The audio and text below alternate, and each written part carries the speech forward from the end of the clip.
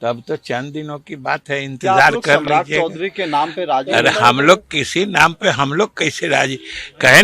नमस्कार। पॉलिटिक्स में आप सबों का स्वागत है। देखिए, पॉलिटिक्स एक ऐसा जटिल गेम है ना, इसमें जब तक घोषणा नहीं हो जाए और उस घोषणा पर अमल ना हो जाए तब तक बहुत मुश्किल है अंतिम निर्णय पर पहुंचना कि ये अब तय हो गया। इस पॉलिटिक्स से खबर से पहले आपने विजय चौधरी जी का बयान सुना है, 10 सेकंड का बयान है। उनके चेहरे का भाव से आप समझ सकते हैं कि कितने तनाव में, और जो बातें पटना में सारे लोग चीख चीख कर कह रहे थे कि स्वाभाविक पसंद है नीतीश कुमार का सम्राट चौधरी, दिल्ली पहुंचते ही सबकी जुबान पर ताला लग गया। और आज सुबह सुबह जो एक बिहार से जुड़ी हुई जो एक ब्रेकिंग खबर आई है, वो जदयू खेमे में और खलबली मचा दिया है। हरिवंश जी तीसरी बार राज्यसभा के सदस्य मनोनीत हुए हैं राष्ट्रपति के द्वारा। 2 बार जदयू से वो राष्ट्रपति, 2 बार जदयू से वो राज्यसभा सदस्य थे, तीसरी बार राष्ट्रपति के द्वारा नॉमिनेट किया गया। मतलब राज्यसभा में जदयू का उपाध्यक्ष नहीं बनेगा, ये अब तय हो गया। उपसभापति, उपाध्यक्ष नहीं उपसभापति, मतलब हरिवंश जी तीसरी बार भी उपसभापति बनेंगे, यह तो संकेत आ गया। और इस संकेत के साथ ही मंत्रिमंडल में जो एक स्पेस बनाने की कोशिश जो चल रही थी जदयू के लिए, उस पर भी विराम लग गया। देखिए, हम बार बार कहते हैं कि राजनीति उपयोगितावादी सिद्धांत पर चलता है। जब तक आपकी उपयोगिता है तब तक आप राजनीति में बने हुए हैं। जैसे ही आपकी उपयोगिता खत्म, बात खत्म। तो जो लोग नीतीश कुमार के साथ हैं और इस पूरे प्रकरण में नीतीश कुमार के साथ खड़े रहने के बजाय कहीं और खड़े रहे, उनकी जरूरतें उन लोगों के तक तभी तक हैं जब तक नीतीश कुमार रिजाइन नहीं दे देते। रिजाइन दिए, उनकी उपयोगिता खत्म, ये तय है। और यही राजनीति का दस्तूर भी है। राजनीति इसी पर चलती ही है कि भाई आप, और सफल पॉलिटिशियन वही होता है जो अपनी उपयोगिता हमेशा बनाए रखता है नेता के नजर में, अपने काम से, अपने चमचई से, अपने चाटुकारिता से, अपने मेहनत से, अपने स्किल से, अपनी समझदारी से कुछ न कुछ अलग रहेगा, तभी आप नेता के नजर में बने रह सकते हैं। तो जब नेता खत्म तो फिर बात खत्म। तो ये हरिवंश जी के अधिसूचना के साथ ये तो संकेत दिख गया कि मंत्रिमंडल में प्रवेश को लेकर जो एक रास्ता बनाने की कोशिश हो रही थी, उस पर विराम लग गया। पहला बड़ा सेटबैक है। दूसरी बात, बिहार से लेके बिहार के बाहर तक जो एक माहौल बनाने की कोशिश हो रही थी जदयू के नेताओं के द्वारा कि बिहार में नीतीश के पसंद का मुख्यमंत्री बनेगा, नीतीश जिसको पसंद करेंगे वही मुख्यमंत्री बनेगा, नीतीश के राह पर नई सरकार चलेगी, ये सारी बातें कही जाने लगी, कही जा रही है। कुछ लोग इसके लिए नितिन नवीन का उदाहरण देते हैं, कुछ लोग सम्राट चौधरी का भी उदाहरण देते हैं कि देखिए ये लोग भी मान रहे हैं।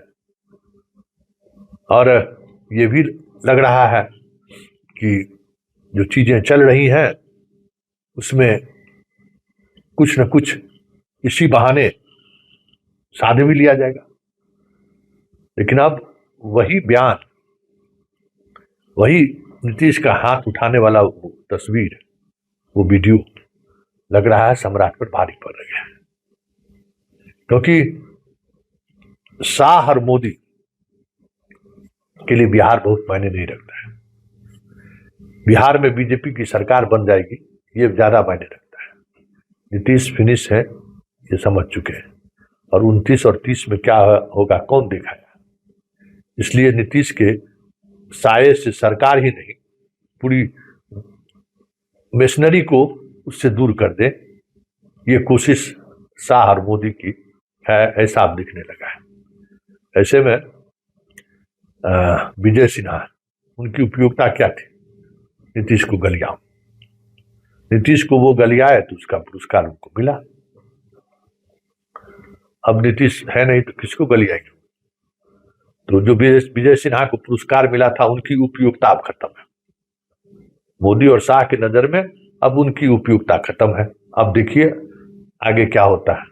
बच्चे सम्राट, तो सम्राट जैसे ही सरकार में आए, नीतीश के साये के साथ बने रहे और उस दौरान आला कमान को ये कन्विंस करते रहे कि नीतीश कुमार के का जो चाल है आरजेडी के साथ फिर सरकार बनाने का, उसमें हम कांग्रेस के विधायक को तोड़ रहे हैं, हम आईपी गुप्ता संपर्क में हैं, सब अपने अपने तरीके से। नित्यानंद राय भी इसी खेल में लगे हुए थे, आईपी गुप्ता से देर देर रात जाकर मिलते थे।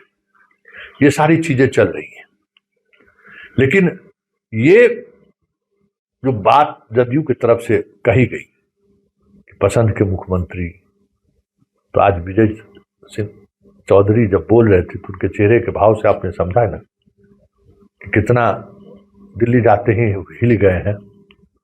उनको समझ में आने लगा होगा या समझ गए होंगे कि नीतीश है तभी तक हमारी महत्ता है। नीतीश गए, खेल खत्म। तो नीतीश को फिनिश करने की जल्दबाजी में जो लोग लगे हुए थे और जिनको लग रहा था कि मलाई हाथ लगेगा हमें इस समुद्र मंथन में, विष कोई और पिएगा, नीतीश का परिवार और नीतीश विष पिएंगे, अमृत हम लोगों के हिस्से होगा, ऐसे तमाम लोग की असहजता खत्म होती हुई दिख रही है। असहज हो रहे हैं, साफ चेहरे से दिख रहा है। मतलब आने वाले समय में जितने इस तरीके के लोग थे जो विष और अमृत के चक्कर में थे कि विष निशांत और नीतीश के हवाले कर देना है और अमृत हम लोग बांट के पी लेंगे, वो सारे लोग असहज होते हुए दिख जाएं तो कोई बड़ी बात नहीं होगी, क्योंकि राजनीति का यही तकाजा है। और ये तकाजा आदमी को अपने महत्व साबित करते हुए भी नहीं दिख रहे हैं। अब जरूरत क्या है? तो खेल खत्म है ना भाई, अब क्या जरूरत है? इसलिए सम्राट पर संशय बढ़ गया है और कोई नया नाम चैनल पर चलने शुरू हो गए ना, सारे चैनल चलाने लगे हैं कि संजय जायसवाल, 8वां नाम संजय जायसवाल। इसलिए जितने नाम चले हैं अपने अलग अलग तरीके से, कोई चौंकाने वाला नाम सामने आ जाए अब सबों के सामने तो कोई बड़ी बात नहीं होगी। और बीजेपी चौंकाती रही है और इस तर्क में भी दम नहीं है कि गठबंधन की सरकार है। गठबंधन की सरकार में मांझी, चिराग और बीजेपी अपने आप में सरकार है। जरूरत कहां है नीतीश की पार्टी को? जरूरत कहां है नीतीश के विधायकों का? ऑलरेडी इनके साथ है कांग्रेस, आरजेडी के 4 लोग पहले से आए हुए हैं, इनकी तो खुद की सरकार अभी है। इसलिए आने वाले समय में सब कुछ बदलता हुआ दिखे तो कोई बड़ी बात नहीं होगी, क्योंकि खेला तो शुरू हो गया है। और अब इस खेल में शाह अकेले हैं, आमने सामने कोई नहीं है।